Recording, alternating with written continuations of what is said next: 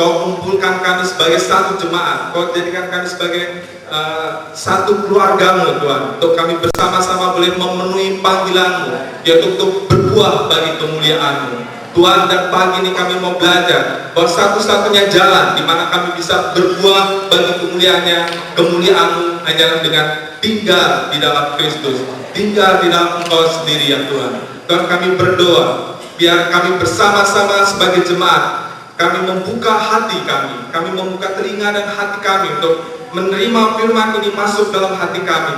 Biar firman ini mengubah kami ya Tuhan. Tuhan, karena kami tahu bahwa firman Tuhan yang diberitakan kepada kami, biar firman ini bukannya diberitakan dengan kata-kata saja ya Tuhan, tetapi dengan kekuatan oleh Roh Kudus ya Tuhan, dan dengan keyakinan yang kokoh. Kami tahu firman-Mu hidup dan kuat, lebih tajam daripada pedang bermata dua manapun, sanggup untuk memisahkan sendi-sendi dan sumsum, sanggup untuk memisahkan pertimbangan hati dan pikiran manusia. Tuhan, biar firman-Mu itu tertanam di dalam hati kami dan menghasilkan buah sebagaimana mestinya. Di dalam nama Yesus Kristus kami mengucap syukur. Semua yang percaya mengatakan amin. Amin. Nah, minggu lalu Pak Tommy sudah berbicara tentang tinggal di dalam Dia, ya, tinggal di dalam Kristus. Ya. Artinya kita tahu Tuhan memiliki suatu panggilan di dalam kita. Panggilan bagi setiap jemaat mungkin spesifik, tapi panggilan secara umum bagi setiap orang percaya, bagi setiap kita adalah untuk berbuah bagi kemuliaan Tuhan, bagi kemuliaan Bapa. Dan Yesus memberikan jalan satu-satunya, yaitu dengan tinggal di dalam Dia. Amin. Slide-nya bagaimana? Bisa? Belum? Oke, tidak apa-apa. Saya percaya bahwa kalian memang generasi internet yang perlu bantuan gambar, perlu bantuan sound, ya. Tapi karena ini ada gangguan, saya percaya bahwa firman Tuhan memerlukan telinga yang terbuka, memerlukan hati yang terbuka. Jadi mari kita bersama-sama dengarkan firman Tuhan dan biarkan firman ini berbicara dalam hati kita. Kalau, oke, thank you God. Jadi ada bantuan. Jadi mata juga terbuka. Amin. Saya akan berbicara dari Yohanes 15 ya, tentang tinggal di dalam Kristus. Kemarin Pak Tommy sudah menjelaskan gambaran besarnya, big picture-nya. Saya akan masuk ke dalam detail-detailnya. Saya tidak akan langsung membahas seluruh perikop, saya akan membahas 2-3 ayat saja ya. 2-3 ayat tapi 6 halaman. Jadi buka mata, buka telinga, dan buka hati. Amin. Oke, next slide. Slide berikutnya. Ini latar dari Yohanes 15. Yohanes 15 ini adalah bagian yang sangat panjang dari Yohanes 13 sampai Yohanes sebelum Tuhan Yesus disalibkan. Artinya ini adalah peristiwa-peristiwa malam terakhir Yesus bersama-sama dengan murid-muridnya sebelum Dia disalibkan. Artinya kalau murid-murid mengingat malam ini, mengingat percakapan-percakapan di ruang atas ini, mereka pasti akan mengingat bahwa itu sebagai pengalaman yang sangat istimewa, pengalaman yang sangat penting. Malam terakhir mereka bersama-sama dengan guru mereka sebelum guru mereka dipermuliakan, sebelum guru mereka disalib, sebelum guru mereka menggenapi kehendak Bapa di kayu salib. Nah, tetapi perikop yang kita bicarakan ini, ya, di sini ada satu murid yang sudah pergi. Kalau Bapak Ibu Saudara baca 2 pasal di belakang, yaitu di ayat 13, Yudas sudah meninggalkan persekutuan para murid ini. Yesus sudah mengatakan kepada dia, apa yang hendak kau perbuatlah dengan segera. Di Yohanes 13 ayat 27. Hanya Yesus yang tahu apa yang akan dilakukan oleh Yudas. Murid-murid lain sampai titik itu, sampai malam itu, mereka sama sekali belum mengerti. Nah, jadi ini Yesus berbicara spesial untuk murid-murid yang tetap bersama-sama dengan Dia, murid-murid yang tidak meninggalkan Dia, murid-murid yang tidak berkhianat kepada dia. Ya, hanya memang murid-murid sewaktu Yesus disalibkan, mereka meninggalkan dia kecuali Yohanes, tetapi akhirnya mereka kembali mengikuti Tuhan kita. Hanya Yudas yang menjadi pengkhianat, Yudas yang menjadi pemberontak, Yudas yang menyerahkan Yesus kepada ahli-ahli Taurat, kepada ahli ulama. Nah, dalam pembicaraan dengan para murid ini, Tuhan Yesus mengungkapkan kebenaran-kebenaran yang sangat vital, yang sangat penting. Karena apa? Karena Yesus melihat bahwa murid-murid akan berada di dalam situasi yang sangat kritis, yang sangat genting. Di satu sisi, ya, setelah Yudas pergi, Yesus memberitakan bahwa dia akan dipermuliakan, bahwa dia akan disalib. Yesus Kristus berbicara terus terang kepada para muridnya bahwa dia akan pergi meninggalkan mereka. Nah, kita harus melihat ini di dalam konteks murid Ibrani, murid Yahudi. Murid Yahudi ketika kalau ditinggalkan pergi, meninggal oleh gurunya, mereka disebut yatim piatu. Ya. Jadi bukan hanya anak yang ditinggalkan ayah ibunya, tetapi sekumpulan murid yang ditinggalkan oleh gurunya akan disebut yatim piatu. Jadi kondisi para murid seperti itu artinya mereka dalam kondisi gentar, mereka akan menjadi yatim piatu. Tidak ada lagi guru mereka, tidak ada lagi Tuhan mereka, tidak ada lagi yang akan memimpin mereka di dalam pelayanan. Itu di satu sisi. Tetapi di sisi lain, ketika sudah tidak ada lagi Tuhan, Tuhan akan meninggalkan mereka. Di Yohanes 15 ayat ke-18 sampai Yohanes 16 ayat 4, Tuhan Yesus mengatakan bahwa dunia akan membenci kamu, dunia akan menganiaya kamu. Dunia sudah terlebih dahulu membenci aku, maka dunia juga akan membenci kamu. Jadi kondisinya, murid-murid akan menjadi yatim piatu, akan ditinggalkan oleh gurunya. Di sisi lain, mereka akan dibenci oleh dunia. Jadi buat mereka nowhere kurang, mereka tidak harus lari ke siapa. Ya, di satu sisi mereka tidak ada guru, di sisi lain mereka dibenci oleh dunia. Nah, percakapan-percakapan, kebenaran-kebenaran yang diungkapkan oleh Yesus dalam perikop-perikop ini menjawab persoalan itu, memberikan solusi bagi kondisi tersebut. Ya, kondisi yatim piatu dan dibenci oleh dunia. Yesus di situ dia menawarkan sebuah hubungan yang baru. Di ayat Yohanes 14 dia mengatakan bahwa aku akan meminta kepada Bapa untuk mengutus penolong yang lain. Ya. Artinya dia mengatakan justru karena aku pergi akan meminta kepada Bapa untuk mengutus penolong yang lain. Dan penolong ini akan berhubungan dengan para murid dengan cara yang berbeda, dengan cara yang baru, ya, cara yang lebih baik daripada yang pernah dialami oleh para murid selama 3 tahun mereka melayani bersama-sama dengan Yesus. Apa cara yang lebih baik ini? Apa cara yang baru ini? Apa cara yang berbeda sama sekali ini? Ya. Dan Yesus justru lebih baik kalau aku pergi meninggalkan engkau, karena aku akan meminta kepada Bapa untuk mengutus penolong yang lain, yaitu Roh kebenaran yang akan memimpin kamu pada seluruh kebenaran. Amin. Nah, Paulus tidak berada di dalam Last Supper ini, perjamuan terakhir ini, tetapi sewaktu dia merefleksikan, dia merenungkan apa yang terjadi pada saat itu, dia menulis di 2 Korintus 5 ayat 16 dan 17. Tidak ada ayatnya.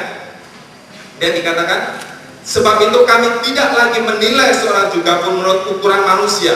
Dan jika kami pernah menilai Kristus menurut ukuran manusia, sekarang kami tidak lagi menilainya demikian. Atau terjemahan lain mengatakan bahwa sebelumnya kami menganggap Kristus seperti manusia biasa. Itu yang terjadi selama 3 tahun murid-murid bersama dengan Yesus. Mereka belum betul-betul mengerti bahwa Yesus adalah anak Allah, bahwa dia adalah Tuhan, Mesias yang diutus itu. Ya, karena bahkan setelah kebangkitannya pun Yesus masih menegur mereka karena tidak percaya mereka. Tetapi Paulus mengatakan bahwa kami tidak lagi demikian, ya, kami tidak lagi menilai demikian, tidak lagi memandang Kristus sebagai manusia biasa. Ayat ke-17 ini yang sering kita baca tapi mungkin kita lewatkan artinya. Di situ kata, jadi siapa yang ada di dalam Kristus, ia adalah ciptaan baru. Yang lama sudah berlalu, sesungguhnya yang baru sudah datang. Amin. Jadi di slide berikutnya, Yesus menawarkan hubungan yang baru, hubungan yang jauh lebih baik dari hubungan sebelumnya, dari hubungan yang dinikmati oleh para murid selama 3 tahun mengikuti Yesus. Hubungan itu dinamakan tinggal di dalam Kristus. Ya, Kristus akan tinggal di dalam diri mereka. Jadi walaupun mereka secara fisik menurut adat orang Yahudi, mereka adalah murid-murid yang yatim piatu, tetapi Tuhan memberikan sesuatu yang lebih besar. Kristus akan tinggal di dalam diri mereka. Mereka akan tinggal di dalam Kristus. Dan kalau tadi mengatakan, jadi siapa yang ada di dalam Kristus, ia adalah ciptaan baru. Yang lama sudah berlalu, yang baru sudah datang. Ini sesuatu yang sangat revolusioner. Ini sesuatu yang sangat radikal. Yang lama berlalu, yang baru sudah datang. Karena mungkin begitu terbiasa dengan ayat ini, ya, kita menerima ya, yang lama sudah berlalu, yang baru sudah datang. Tapi apa sebetulnya yang lama sudah berlalu dan yang baru sudah datang? Kita akan tahu kalau kita tinggal di dalam Kristus. Nah, dengan kata lain, tinggal di dalam Kristus adalah hal isu yang paling penting bagi seorang Kristen. Karena sama seperti murid-murid, kita juga tidak melihat Yesus sebagai manusia. Kita tidak pernah bertemu dengan Yesus ketika dia berjalan di muka bumi ini. Ya. Dan kalau kita menjadi orang percaya, Tuhan mengatakan bahwa dunia akan membenci kita. Kalau kita tidak tinggal di dalam Kristus, kita tidak akan bisa menjalani kehidupan kekristenan kita. Kalau kamu tidak tinggal di dalam aku, kamu tidak bisa melakukan apa-apa. Itu yang firman Tuhan katakan. Ya, di luar aku, kamu tidak bisa berbuat apa-apa. Nah, persoalannya, saya tidak tahu dengan Bapak Ibu Saudara sekalian, tapi bagi saya pribadi, tinggal di dalam Kristus adalah tantangan yang paling susah, yang paling sulit untuk kita tinggal di dalam Kristus. Ya. Nanti saya akan jelaskan bagaimana tinggal di dalam Kristus, tapi kita akan lihat dulu bacaan Alkitabnya di Yohanes 15. Ya. Nah, saya akan kupas dulu ayat yang ini. Ya. Yohanes 15 ayat 1 sampai 3. Akulah pokok anggur yang benar, dan Bapa pula pengusahanya. Setiap ranting padaku yang tidak berbuah dipotongnya, dan setiap ranting yang berbuah dibersihkannya, supaya ia lebih banyak berbuah. Kamu memang sudah bersih karena firman yang telah kukatakan kepadamu. Amin. Nah, ada beberapa hal yang kita bisa belajar dari ayat-ayat ini. Yang pertama adalah tentang, kita akan belajar tentang pokok anggur yang benar. Di dalam perjanjian lama, pokok anggur digunakan untuk menggambarkan Israel, ya, atau kebun anggur digambarkan untuk melambangkan jemaat yang akan datang. Nah, masalahnya kebun anggur Israel, kebun anggur bangsa pilihan Tuhan itu mengecewakan. Tuhan Allah berkata di Yesaya, dia mengatakan, ia mencantulnya dan membuang batu-batunya dan menanaminya dengan pokok anggur pilihan. Jadi pokok anggurnya pilihan. Ia mendirikan sebuah menara jaga di tengah-tengahnya dan menggali lubang tempat memeras anggur. Lalu dinantinya supaya kebun itu menghasilkan buah anggur yang baik. Tetapi yang dihasilkannya ialah buah anggur yang asam. Israel gagal menghasilkan buah anggur yang baik. Makanya di dalam perumpamaan tentang kebun anggur, Tuhan Yesus berkata, ia, yaitu tuan tanah pemilik kebun anggur, Tuhan Allah sendiri, akan membinasakan orang-orang jahat itu, dan kebun anggurnya akan disewakannya kepada penggarap-penggarap lain yang akan menyerahkan hasilnya kepadanya pada waktunya. Tuhan mencari hasil, Tuhan mencari buah dari kebun anggurnya. Lalu dia menegaskan, sebab itu aku berkata kepadamu, bahwa kerajaan Allah akan diambil daripadamu, dari bangsa Israel, dan akan diberikan pada suatu bangsa lain, yaitu jemaat yang akan apa? Menghasilkan buah kerajaan itu. Jadi ini panggilan kita sebagai orang Kristen, panggilan kita sebagai jemaat adalah menghasilkan buah kerajaan Allah. Amin. Nah, itu kebun anggur di Perjanjian Lama. Di Perjanjian Baru, kebun anggur itu, pokok anggur itu adalah Tuhan Yesus Kristus sendiri. Amin. Ya, Dia adalah pokok anggur yang benar. Israel adalah pokok anggur yang mengecewakan, karena dari pokok pilihan menghasilkan buah yang masam. Tetapi Yesus adalah pokok anggur yang benar. Jadi apa yang di Perjanjian Lama hanya merupakan bayangan, hanya merupakan simbol, hanya merupakan lambang, mendapatkan realitasnya, mendapatkan kenyataannya, mendapatkan wujudnya secara sempurna di dalam Yesus Kristus. Maka dia klaim bahwa akulah pokok anggur yang benar.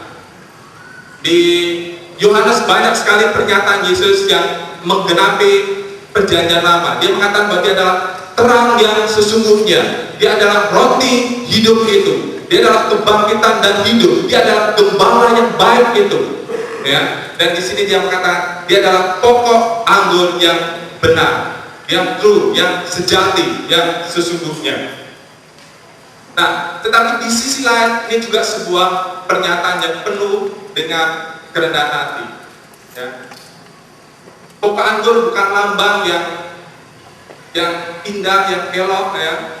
Tuhan Yesus di tempat lain dia disebut sebagai surga kebenaran. Dia disebut sebagai bintang timur yang gilang gemilang. Tetapi di tempat ini dia menggambarkan dirinya sebagai pokok anggur, sebuah pokok yang keluar dari tanah, dari bumi, ya.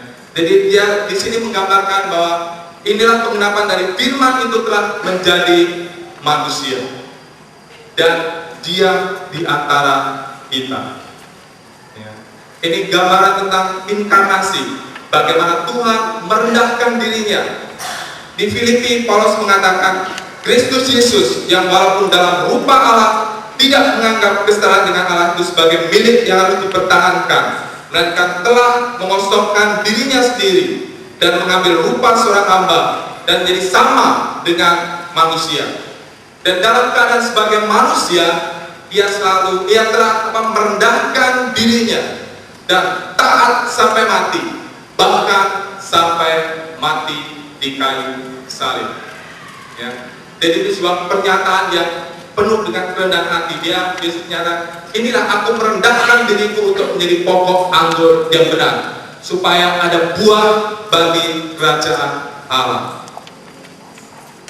Kemudian di ayat tadi dikatakan bahwa Bapakkulah pengusahanya, Bapakkulah tukang kebunnya, pemilik kebun anggur itu, yang mengusahakan kebun itu, yang merawat, yang menumbuhkan, ya. Kita tahu bahwa Bapa yang mengutus anaknya ke dalam dunia ini untuk menyelamatkannya, ya. Dan kita juga melihat bagaimana Yesus sepanjang hidupnya, selama dia melayani, dia sangat bergantung kepada Bapanya. Dia mengatakan bahwa aku berkata kepadamu, sesungguhnya anak tidak dapat mengerjakan sesuatu dari dirinya sendiri, jika ia tidak melihat Bapa mengerjakannya. Sebab apa yang dikerjakan Bapa, itulah juga yang dikerjakan anak. Artinya, ketika dia dalam pelayanan di muka bumi, dia dalam ketergantungan penuh kepada Bapanya. Dia melekat kepada Bapanya. Dia tinggal di dalam Bapanya, tukang kebun itu, yang memelihara, yang menumbuhkan. Jadi kita tahu bahwa Bapa kita adalah petani kebun yang sangat bijaksana, yang sangat waspada. Tidak ada yang bisa menandingi dia.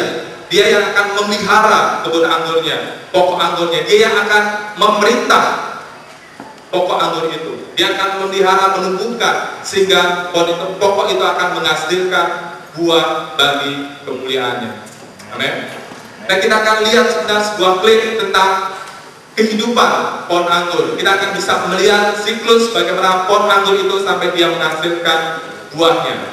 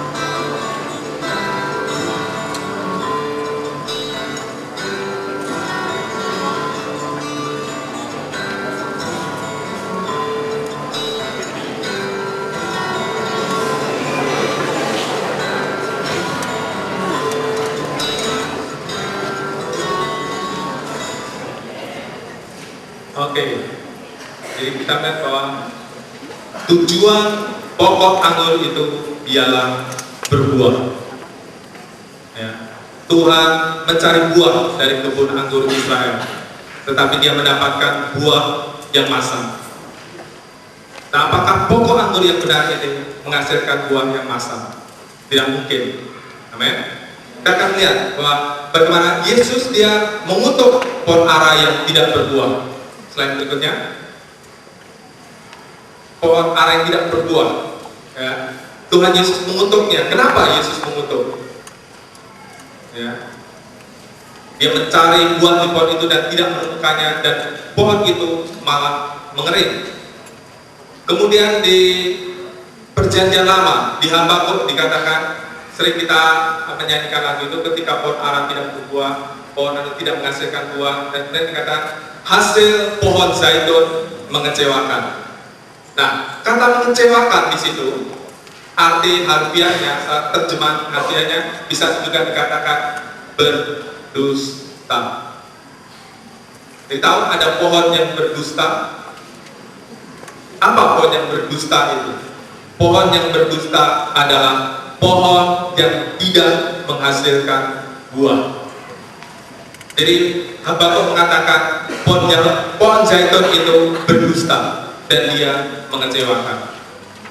Nah, sekarang kita memiliki pokok anggur yang benar. Dia tidak mungkin berdusta. Tuhan Yesus tidak mungkin berdusta. Firman-Nya ya dan amin. Dia tidak mungkin menghasilkan buah anggur yang masam. Dia pasti menghasilkan buah yang mendatangkan kemuliaan bagi Bapa. Dengan kata lain, barang siapa tinggal di dalam pokok anggur ini, dia pasti akan berbuah. Dan kan siapa yang mengaku tinggal di dalam Kristus tetapi tidak menghasilkan buah, dia berdusta. Firman Allah yang mengatakan seperti itu. Kalau kita tidak menghasilkan buah bagi kemuliaan Allah, kita berdusta. Kita bisa baca Alkitab, kita bisa pergi ke gereja, kita bisa berdoa, kita bisa melakukan berbagai aktivitas rohani, tapi Tuhan mengatakan kalau kita tidak menghasilkan buah, kita berdusta. Karena pokok anggur yang benar pasti menghasilkan buah. Yesus bukan Israel yang mengecewakan. Yesus bukan pohon zaitun yang berdusta. Yesus adalah pokok anggur yang benar. Nah, dengan kata lain, dengan tinggal di dalam pokok anggur inilah kita akan bisa menghasilkan buah bagi kemuliaan Bapa. Nah, tapi sebelum kita berbicara tentang bagaimana kita tinggal di dalam pokok anggur, kita akan menyelidiki dua hal yang mungkin sering membuat kita bertanya dari perikop ini. Perikop ini sudah dikenal sejak sekolah minggu, tetapi ada bagian-bagian yang mungkin membuat kita bertanya-tanya. Yang pertama adalah, apa sih sebenarnya yang dimaksudkan dengan ranting? Kok ada yang dipotong dan dibakar, ada yang dibersihkan dan dibuang dan berbuah. Dan apa juga yang dimaksudkan dengan buah itu? Ya. Baru setelah membahas kedua ini, nanti kita akan bahas tentang bagaimana tinggal di dalam Kristus. Amin, siap? Jadi tadi baru openingnya. Oke, kita masuk ke dua macam ranting. Di Yohanes 15 hanya ada dua macam ranting. Ranting yang pertama tidak berbuah. Ranting yang kedua berbuah. Jadi bedanya, yang satu berbuah, yang lainnya tidak berbuah. Ranting ini berbicara tentang apa? Kita akan bandingkan dengan ayat lain di dalam Injil dan di dalam Roma. Tidak usah dibuka, satu Matius dicatat aja, nanti diselidiki di rumah masing-masing. Matius 3 ayat 7 ayat sampai 10. Ini Yohanes berhadapan dengan ahli-ahli Taurat dan orang-orang Farisi yang menghendaki dibaptis. Tetapi Yohanes mengatakan, Hai kamu keturunan ular ludak, siapa yang mengatakan kepada kamu bahwa kamu dapat melarikan diri dari murka yang akan datang? Jadi hasilkanlah buah yang sesuai dengan pertobatanmu, dan jangan mengira bahwa kamu dapat berkata dalam hatimu, Abraham adalah bapa kami. Karena aku berkata kepadamu, Allah dapat menjadikan anak-anak bagi Abraham dari batu-batu ini. Kapak sudah tersedia pada akar pohon, dan setiap pohon yang tidak menghasilkan buah yang baik pasti ditebang dan dibuang ke dalam api. Sejajar dengan ranting yang tidak berbuah di Yohanes tadi. Orang adalah orang-orang yang merasa memiliki hubungan dengan Allah karena dia adalah keturunan Abraham. Orang Farisi, orang Saduki, mereka adalah orang-orang saleh, orang-orang top, elit agamawan pada saat itu. Tapi Yohanes bilang, kamu keturunan ular ludak kalau kamu tidak menghasilkan buah yang sesuai dengan pertobatanmu. Kapak sudah siap untuk menebang dan membuang ke dalam api pohon yang tidak menghasilkan buah. Berikutnya di Matius 7 ayat 15 sampai 23. Ini tentang pohon yang baik dan pohon yang tidak baik. Pohon yang tidak baik menghasilkan buah yang tidak baik.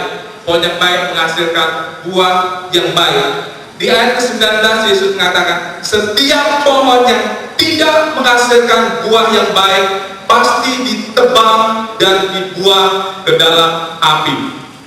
Sejajar dengan Yohanes 15 tadi. Pasti dibuang, ditebang dan dibuang ke dalam api. Ya. Lalu di ayat ke-21, mereka, bukankah setiap orang berseru kepadaku, bukan setiap orang yang berseru kepadaku, Tuhan, Tuhan, akan masuk ke dalam kerajaan surga, melainkan dia yang melakukan kehendak Bapakku yang di surga.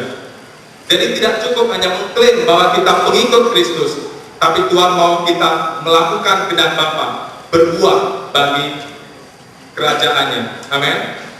Kalau tidak, disitu dikatakan ditebang dan dibuang ke dalam api. Kemudian di Markus 4 ayat 1 sampai 20. Ini perumpamaan tentang benih, tentang penabur, dan tentang 4 jenis tanah. Ya. Benih yang pertama jatuh di pinggir jalan, lalu diambil, datang burung dan memakan habis. Benih yang kedua jatuh di tanah yang tipis, tidak berakar. Benih yang ketiga jatuh di semak duri dan dihimpit sampai mati sehingga tidak berbuah. Benih yang keempat jatuh di tanah yang baik, tumbuh dengan suburnya dan berbuah. Jadi yang termasuk ranting yang tidak berbuah, benih yang mana? Hanya benih satu, benih 2, benih 3, benih 1, 2, dan 3 tidak menghasilkan buah. Hanya benih keempat yang menghasilkan buah. Maka di situ dikatakan di ayat penjelasannya Yesus mengatakan bahwa benih yang pertama itu, datanglah iblis dan mengambil firman yang baru ditaburkan di dalam mereka. Tentang benih yang kedua dikatakan, kemudian datang penindasan dan penganiayaan karena firman itu, dan mereka segera murtad. Tentang benih yang ketiga dikatakan, kekhawatiran dunia ini, tipu daya kekayaan, keinginan-keinginan akan lain-lain masuk menghimpit firman itu sehingga tidak berbuah. Jadi ini termasuk dalam golongan ranting yang tidak berbuah. Hanya benih yang keempat, orang yang mendengar dan menyambut firman itu lalu berbuah. Ya. Nah, kemudian di Roma 11 ayat 13, Paulus berbicara tentang kekerasan hati bangsa Israel sehingga Tuhan harus mengambil mereka, mematahkan mereka. Di ayat ke-20, Paulus mengatakan, baiklah, mereka dipatahkan karena ketidakpercayaan mereka, dan kamu tegak tercacat karena iman. Jangan kamu sombong, tetapi takutlah. Amin. Apa bangsa Israel dipatahkan karena apa? Mereka, bangsa Israel, dipatahkan karena ketidakpercayaan. Sedangkan mereka, kamu, jemaat, tegak tercacat karena iman. Dari ayat-ayat itu kita bisa melihat bahwa rantai yang tidak berbuah berbicara tentang orang yang mendengarkan firman Tuhan tetapi menolaknya. Orang yang mendengarkan firman Tuhan tetapi tidak menyambutnya. Mungkin mereka mengklaim dirinya sebagai pengikut Kristus, mengklaim dirinya sebagai melakukan aktivitas-aktivitas rohani. Tapi Tuhan mengatakan bahwa mereka tidak berakar, tidak tinggal di dalam Dia. Ya. Mereka tidak berbuah bagi kerajaan Allah.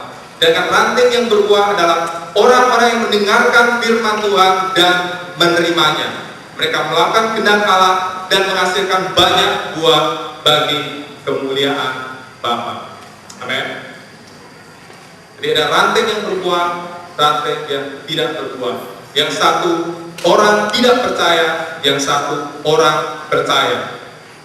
Bagi orang tidak percaya, dia akan dibuang dan dibakar dalam api. Tetapi orang percaya, dia akan dibersihkan supaya menghasilkan semakin banyak buah. Amin. Kita lihat di 1 Yohanes 2 ayat 18. Anak-anakku, waktu ini adalah waktu yang terakhir, dan seperti yang telah kamu dengar, seorang antikristus akan datang. Sekarang telah bangkit banyak antikristus. Itulah tandanya bahwa waktu ini benar-benar adalah waktu yang terakhir. Memang mereka berasal dari antara kita, tapi mereka tidak sungguh-sungguh termasuk pada kita. Sebab jika mereka sungguh-sungguh termasuk pada kita, niscaya mereka tetap bersama-sama dengan kita. Tapi hal itu terjadi supaya menjadi nyata bahwa tidak semua mereka sungguh-sungguh termasuk pada kita. Amin. Dikatakan ada seorang antikristus, tetapi ada banyak antikristus. Kalau buka di kamus Alkitab, antikristus simbol orang yang melawan Allah dan Kristus, orang yang menentang, orang yang menggantikan Kristus. Dan di sini dikatakan banyak antikristus. Dan di sini dikatakan bahwa mereka tidak akan tetap bersama-sama dengan kita. Nah, ini jemaat yang sangat transisional, jemaat kita. Banyak orang keluar masuk ada yang pindah ke Kutomo. Apakah berarti saya tidak bersama-sama dengan saya? Oh, artinya kita dengan kata Tuhan mau dimanapun kita berada, kita tinggal di dalam Dia. Nah, kalau kita tinggal di dalam Dia, kita akan pasti punya hubungan dengan tubuhnya. Kita pasti akan mencintai tubuhnya. Kita akan tertanam dan bertumbuh di dalam tubuhnya. Dimanapun kita berada. Tidak kalau di Jogja berapi-api, nanti di Rote tiba-tiba ada di tempat lain, udah nggak peduli sama jemaat Tuhan, udah nggak peduli lagi sama sesama orang percaya. Tapi Tuhan mengatakan bahwa kita berada, kalau kita tetap bersama-sama dengan orang percaya, ya, kita dalam ranting yang berbuah itu, ya. Jadi itu bukti kalau kita berbuah dimanapun kita berada, kita akan pasti mencari tubuh Kristus. Kita akan melekat di dalam Kristus. Kita akan tinggal dalam Kristus. Ya, karena hanya itu jalan kita untuk menghadapi kebencian dan penganiayaan dari dunia. Jadi buah yang membedakan apakah kita ranting yang benar-benar tinggal di dalam Kristus atau kita hanya ranting yang berdusta. Ya, kelihatan atau mengaku tinggal di dalam Kristus, tetapi sebenarnya tidak demikian. Atau kata Yohanes, tidak sungguh-sungguh termasuk pada kita. Ya. Nah, firman Tuhan, apa yang akan membedakan antara ranting yang berbuah dan yang tidak berbuah? Kita lihat apa yang dimaksudkan dengan buah itu. Buah tinggal di dalam Kristus. Next. Lagi. Ya. Buah dari tinggal di dalam Kristus. Nah, yang berbuah adalah pokok anggur. Ranting-ranting adalah sarana untuk buah itu muncul. Sewaktu Yesus Kristus melayani di muka bumi, Dia berjalan keliling lapang perbuatan baik, mengajar, menyembuhkan orang, mengusir setan-setan. Dia berbuah. Dan ketika Dia disalibkan, Dia berbuah luar biasa. Justru ketika dia merendahkan diri dan mati di kayu salib, karena dia merendahkan diri seperti itu, dikatakan bahwa Allah meninggikan dia, Allah memuliakan dia melampaui namanya melebihi segala nama. Amin. Dengan dia disalibkan, dia menarik banyak orang datang kepada dia. Hanya pelayanan Yesus penuh dengan buah yang luar biasa bagi kerajaan Allah. Tetapi sekarang setelah dia pergi, dia ingin berbuah melalui orang-orang percaya, melalui ranting-rantingnya. Nah, apa yang dimaksudkan dengan buah itu? Ya, kita coba survei di Alkitab untuk kata fruit ya, di dalam konkordansi, dan ini beberapa daftar tentang buah. Tidak komprehensif, tidak lengkap, tapi akan bisa memberikan gambaran kepada kita apa yang dimaksudkan dengan buah tinggal di dalam Kristus. Slide berikutnya. Kredit kita. Di buahnya apa? Itu bukan daftar yang lengkap ya.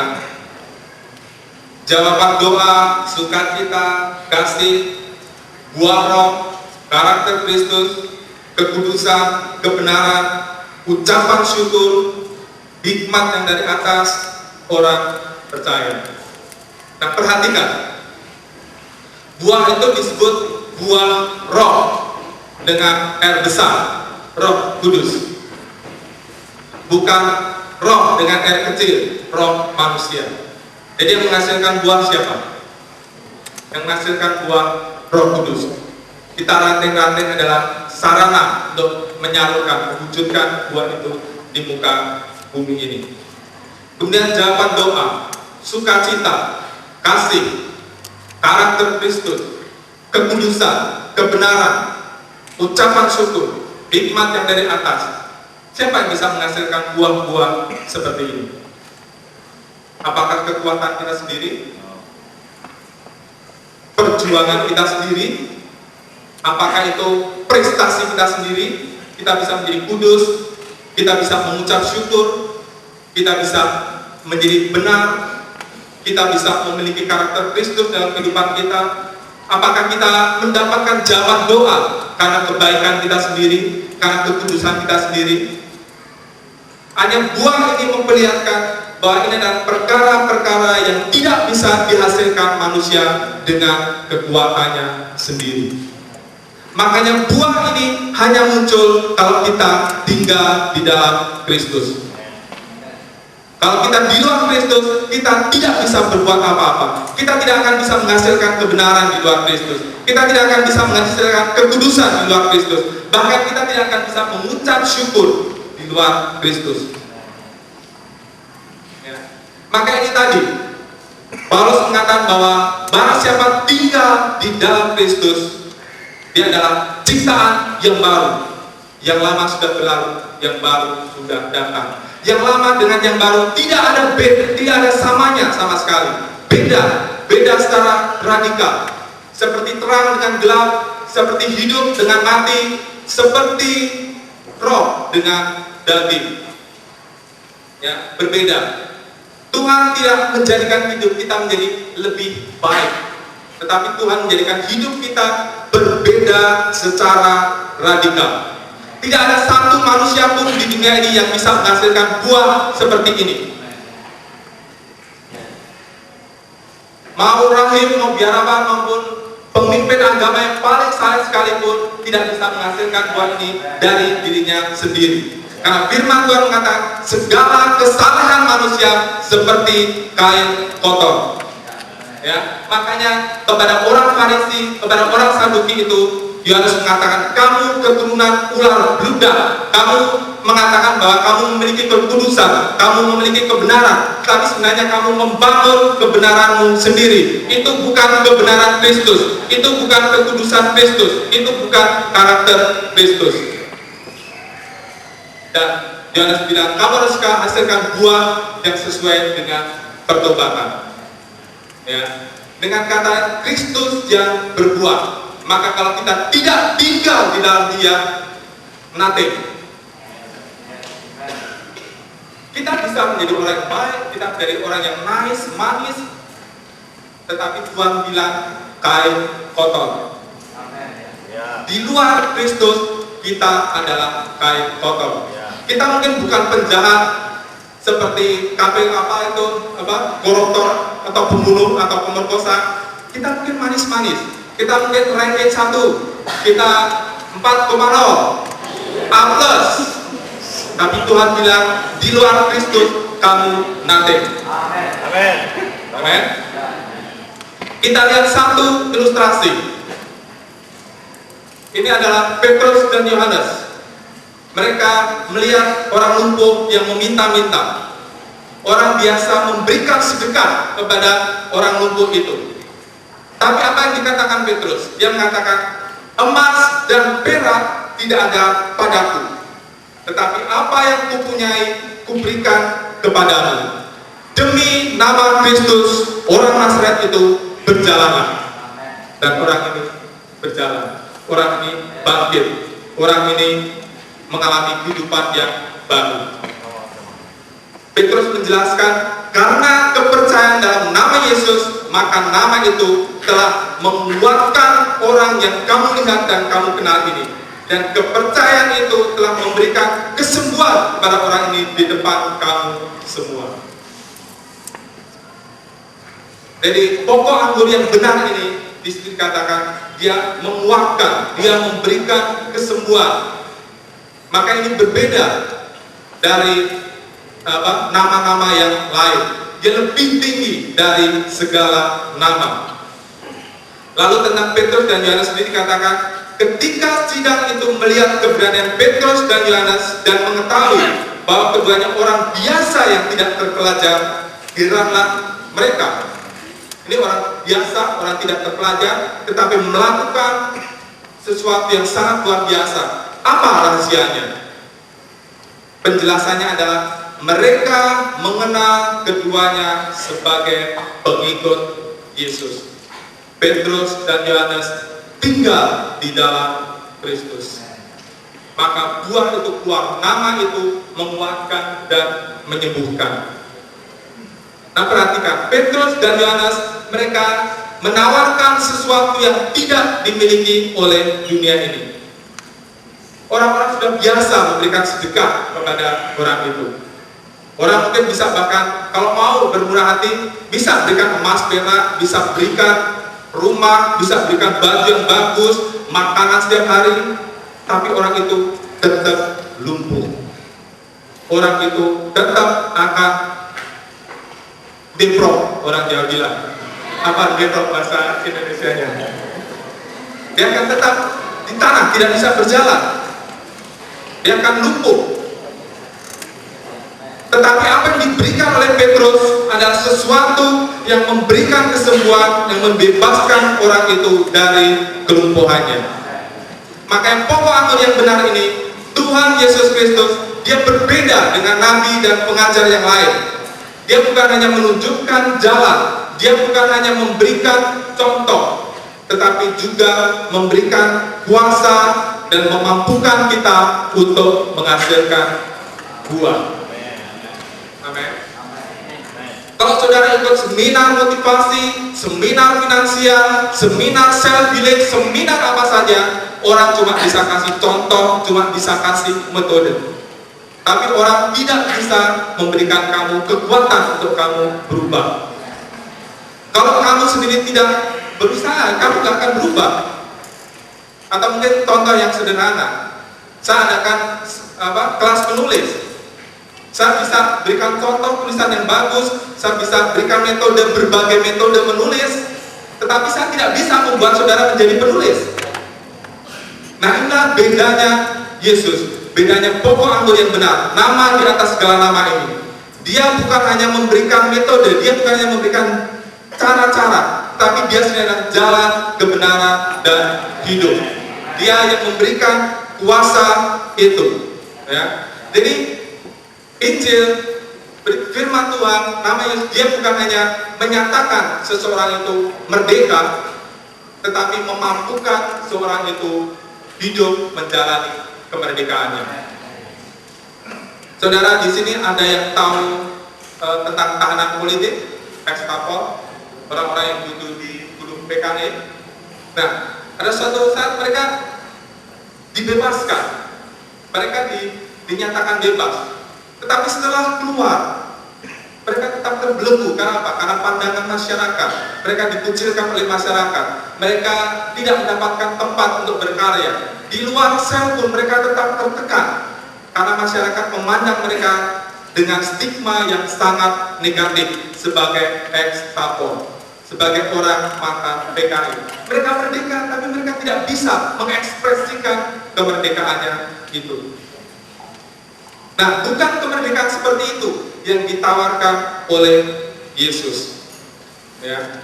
Yesus menawarkan kemerdekaan yang sesungguhnya. Yesus tidak hanya menyatakan bahwa kamu sudah diampuni dari dosa, tetapi Yesus memberikan kita yang percaya kemampuan untuk hidup melawan dosa itu, merdeka, menang dari dosa itu. Amin. Hidup dengan kemerdekaan. Makanya dikatakan bahwa jadi siapa yang ada dalam Kristus adalah ciptaan yang baru, yang lama sudah berlalu, sesungguhnya yang baru sudah datang. Ini sesuatu perbedaan yang radikal ketika seseorang bertemu dengan Kristus. Saya akan perlihatkan dua contoh perubahan, ya. Yang satu yang perubahan bentuk, yang satu perubahan substansi. Yang pertama, ya, apa itu? S lagi, air itu, uang air. Perhatikan, bentuknya berubah-ubah nggak? Ada yang padat, ada yang cair, ada yang gas. Bentuknya berubah, tapi substansinya berubah nggak? Semuanya H2O. Siapa sini yang fisika? Betul ya, H2O kan?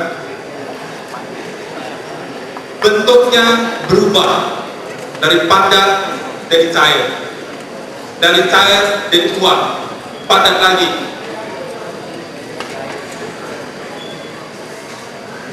Perhatikan, kita bisa berubah seperti ini. Kita mungkin secara emosional bergerak, kita mungkin menangis, kita mungkin menyesal, sedih, tapi sudah kita lupa. Kita keras lagi, cair lagi, menguap lagi, keras lagi. Tetapi tetap itu adalah yang lama. Itu adalah manusia lama, tetap H2O, tidak berubah. Nah, bukan seperti ini yang dibicarakan oleh Paulus. Dia berbicara tentang ciptaan yang baru, tentang yang lama sudah berlalu dan yang baru sudah datang. Nah, perubahan yang dimaksudkan oleh Paulus adalah metamorfosis.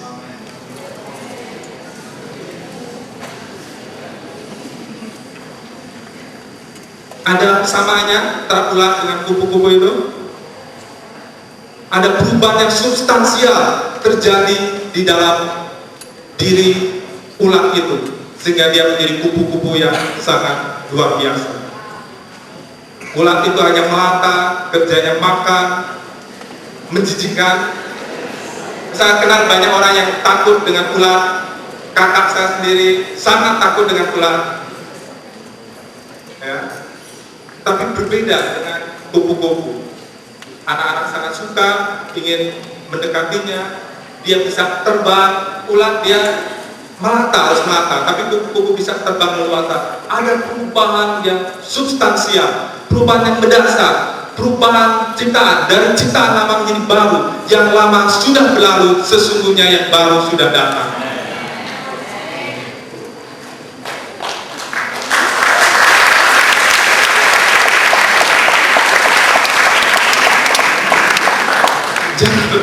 Oke, pertanyaannya, kita harus refleksi dengan diri kita. Sebenarnya kita ini berubah seperti air atau berubah seperti ini? Kita cuma keras, cair, menguap, keras lagi, cair, menguap, atau kita menjadi seperti ulat yang menjadi kupu-kupu? Kita harus refleksikan diri kita, hidup kita selama ini. Apakah kita berubah secara substansial? Apakah kita sudah dipindahkan dari kerajaan kegelapan ke dalam kerajaan anaknya kasih? Apakah kita memiliki cara hidup yang baru, yang lama sudah berlalu dan yang baru sudah datang? Amin. Dan dengan kata lain, ini perubahan bukan hanya lahiriah, bukan hanya perubahan form, bukan hanya perubahan bentuk, tetapi perubahan motivasi hati, perubahan kecenderungan hati. Hati yang lama dan Tuhan memberikan hati yang baru. Hati yang lama apa? Hati yang lama egois, hati yang lama self-centris, hati yang lama mengejar kesenangannya sendiri. Pak Tommy pernah khotbah tentang bagaimana dulu orang percaya bahwa bumi inilah pusat alam semesta. Tapi gara-gara Galileo, orang jadi tahu bahwa sebenarnya matahari lah pusat alam semesta. Nah, perubahan inilah yang seharusnya juga terjadi. Dulu pusat kehidupan adalah aku. Kesenanganku, kepentinganku, apa yang enak bagiku, apa yang menguntungkan bagiku. Tapi ada Galileo datang, ada Tuhan Yesus datang, dan dia mengatakan, it's not about you, it's about God the Father. Jadi ini bukan lagi tentang kita, tentang me, tetapi tentang Allah. Jadi apakah kecenderungan hati kita, motivasi kita berubah dari yang melihat diri kita sendiri, yang self-centered menjadi God-centered? Kalau tidak seperti itu, berarti kita cuma berubah seperti air. Kita tidak menjadi kupu-kupu, kita tidak bermetamorfosis, kita hanya berubah bentuk. Dan bukan itu, karena ini adalah pokok anggur yang benar. Ini adalah firman kebenaran. Nah, kita akan lihat bagaimana perubahan itu bisa terjadi. Sarananya adalah firman Allah. Next. Karena itu firman adalah pisau pemotong dan pisau pembersih. Tuhan menggunakan pisau firman Allah, pedang firman Allah untuk memotong orang yang percaya dan untuk membersihkan orang yang percaya. Kita lihat yang membedakan ranting tadi adalah satu berbuah dan satunya tidak. Mengapa sebagian berbuah dan sebagian tidak? Yang berbuah mendengarkan firman Allah dan melakukannya. Yang tidak berbuah mendengarkan firman Allah tetapi tidak melakukannya. Jadi firman Allah di sini berfungsi untuk memotong, untuk memisahkan antara orang yang percaya dan yang tidak percaya. Nah, ingat, di konteks Tuhan berbicara, Yudas sudah dipotong, Yudas sudah pergi meninggalkan persekutuan ini. Dan Yesus berbicara kepada murid-murid, dan kepada murid-murid dikatakan bahwa firman itu akan bekerja, memangkas dan membersihkan mereka. Di terjemahan Amplified, next. Di situ dikatakan, dia membersihkan dan apa? Berulang-ulang memangkas setiap ranting yang terus-menerus berbuah, supaya ranting itu menghasilkan apa? Buah semakin banyak, semakin kaya, dan semakin unggul kualitasnya. Jadi bagi orang yang percaya, firman Tuhan berfungsi untuk membersihkan kehidupan kita, memangkas kehidupan kita, mengubah kita supaya kita menjadi kupu-kupu yang luar biasa, yang indah itu, yang berbeda dari ulat itu. Supaya apa? Supaya ranting itu menghasilkan buah semakin banyak, semakin kaya, dan semakin unggul kualitasnya. Hanya anggur tahun pertama dengan anggur tahun kedua kualitasnya lebih baik anggur tahun kedua. Tadi hanya siklus menggambarkan siklus 1 tahun. Tapi anggur yang baik akan berbuah setiap tahun, setiap tahun. Nah, pembersihan itu, pruning, pemangkasan adalah proses yang sangat menyakitkan. Karena tadi dipotong dengan pisau yang sangat tajam. Anggur itu mengalami pendarahan. Ya, keluar getahnya harus berdarah. Jadi dia harus mengalami proses penderitaan itu, pembersihan itu, supaya dia bisa berbuah. Terangkan bantuan Robert Devin Bond, dia mengatakan, Ketika kita lebih mengejar kesenangan hidup dari kemuliaan Allah, kita sudah jauh menyimpang dari apa yang diajarkan firman Allah. Tujuan kita dalam hidup ini bukanlah untuk mengisi cawan kita dengan segala kesenangan hidup yang dapat kita alami. Tujuan kita ialah tinggal di dalam Kristus supaya kita dapat berbuah bagi Dia. Proses untuk menjadikan kita menghasilkan buah ini sering sangat menyakitkan. Dan agar kita tidak menganggap bahwa Allah itu bersikap pilih kasih, jangan lupa, saya tadi katakan bahwa Yesus menghasilkan buah yang luar biasa di dalam pelayanannya. Ya. Tapi kalian tahu apa harga yang dibayar oleh Yesus untuk menghasilkan buah yang luar biasa itu? Untuk Dia ditinggikan di atas nama segala nama. Dia membayar harga yang sangat mahal, sangat menyakitkan. Kematian yang paling menghinakan. Dia taat sampai mati, bahkan mati di kayu salib. Saya akan bahas ini yang tentang khusus tentang mati di kayu salib ini besok di kelas CIC, topik keselamatan. Jadi kalau kalian tidak ikut CIC, mau ikut belajar, kita belajar bersama-sama, silakan datang. Tapi saya akan lanjutkan tentang firman Tuhan, tentang tadi dengan apa Tuhan membersihkan kita. Jadi dikatakan bahwa kita akan banyak menderita kalau kita berada dalam pemerintahan kerajaan Allah. Karena Tuhan perlu untuk membersihkan kita, menguduskan kita. Di Yohanes 15:3 tadi dikatakan, kamu memang sudah bersih karena firman yang telah kukatakan kepadamu. Di Ibrani 4 ayat 12 berikutnya, sebab firman Allah hidup dan kuat dan lebih tajam daripada pedang bermata dua manapun, yang menusuk amat dalam sampai memisahkan jiwa dan roh, sendi-sendi dan sumsum. Ia sanggup membedakan pertimbangan hati, pertimbangan dan pikiran hati kita. Amin. Jadi ini tujuan firman Allah bagi orang percaya, bagi orang yang tinggal di dalam Dia. Firman Allah adalah untuk membedakan pertimbangan dan pikiran hati kita, untuk memisahkan jiwa dan roh kita, untuk menyatakan apa yang kotor yang perlu dibersihkan supaya kita berbuah semakin banyak. Dan firman Allah akan membersihkan kita, dan sewaktu kita dibersihkan, kita akan melekat semakin kuat pada pokok anggur itu. Jadi seharusnya setiap kali kita mendengarkan firman Allah, kita belajar firman Allah itu akan membuat kita semakin dekat, semakin tinggal di dalam Kristus. Kita tinggal dalam pokok anggur yang benar itu, terus-menerus menyerap getah kehidupannya, sehingga kita bisa menghasilkan buah yang tidak mungkin dihasilkan dengan kekuatan manusia. Ya. Dengan kata Yesus Kristus, Tuhan kita, Dia menjadi standar kita. Di dalam kehidupan yang baru ini, Dia standarnya. Kalau di dalam perjanjian yang lama, di dalam kehidupan yang lama, kita mengampuni kalau orang itu sudah mengampuni, kalau orang itu sudah meminta maaf kepada kita, kalau orang itu sudah merendahkan dirinya kepada kita, itu pun mungkin kita masih mangkal, masih jengkel pada orang itu. Tapi di dalam kehidupan yang baru ini, ampunilah sesamamu sebagaimana aku telah mengampuni kamu. Dan bagaimana Yesus mengampuni kita? Dengan mati di kayu salib, dengan mati bagi si pemberontak itu. Kasihilah sama sebagaimana aku mengasihi kamu. Ini standarnya, standar kehidupan yang baru. Tuhan tidak memberikan standar yang lain. Dengan kata lain, ini akan sangat memerdekakan kita, ini akan sangat membebaskan kita. Kita tidak akan membandingkan diri kita dengan orang lain. Kita akan terbebas dari kekecewaan dan kepahitan.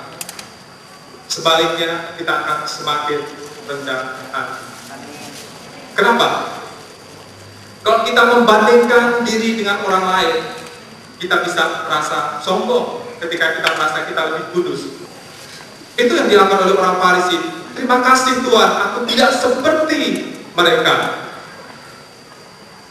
Dia merasa dirinya lebih tinggi dan dia merendahkan orang lain. Tetapi membandingkan dengan orang lain juga bisa membuat kita kecewa, membuat kita kepahitan. Ketika kita mengagumi seorang pemimpin, Ya. Dan ketika kita dekat dengan dia, ternyata kehidupannya tidak seideal yang kita bayangkan sebelumnya. Pemimpin ternyata seperti ini. Kita lalu jadi pahit, kita lalu jadi kecewa. Tuhan tidak mau kita membandingkan dengan siapapun. Standar kita adalah Yesus Kristus. Kalau standarnya adalah Yesus Kristus, terbuka ruang yang sangat lebar bagi kita untuk merendahkan diri. Kita selalu tahu bahwa kita selalu perlu dibersihkan, disempurnakan. Dulu lagu yang pertama ya, ketika saya baru bertobat, baru di yang saya hafalkan adalah salah satunya, setiap hariku disucikan, langkah demi langkahku diubah. Terima kasih Tuhan, berada di hadapan tatamu. Jadi setiap hari, langkah demi langkah, selama kita masih hidup di dalam daging ini, di dalam tubuh ini, selama kita belum dimuliakan bersama-sama dengan Kristus, kita perlu diubahkan. Dari kemuliaan yang satu kepada kemuliaan yang lebih besar, dari iman kepada iman, dari anugerah kepada anugerah yang semakin besar. Hanya Yesus gambar wujud Allah yang sempurna, dan kita harus melihat kepada Dia supaya kita ditarik menjadi semakin serupa. Kalau kita melihat kepada orang lain, orang itu juga tidak sempurna. Apa kita mau menjadi gambar Allah yang tidak sempurna? No, Tuhan mau kita melihat ke Dia. Tuhan mau terjadi metamorfosis, gambar yang berikutnya. Jadi kita berubah menjadi semakin serupa dengan Kristus, semakin kudus seperti Kristus, semakin benar seperti Kristus, semakin penuh belas kasihan dengan Kristus. Dengan kata yang sewaktu kita merenungkan, menyelidiki, membaca firman Allah, khususnya kita bertanya, apakah kita semakin dekat dengan Dia?